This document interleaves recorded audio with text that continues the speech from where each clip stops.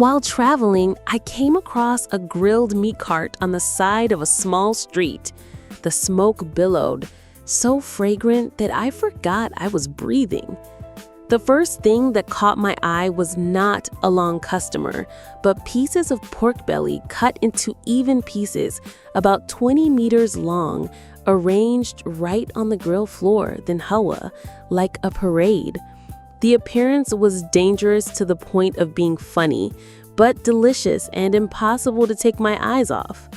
The meat was not too thick nor too faint. The lean fat interwoven into attractive veins. Just looking at it made me want to drink, my mouth water. Then hawa burned evenly without smoke or peeling, making the meat feel cooked from the surface. The fat layer began to gently ooze out of the surface, forming a shiny golden layer like honey.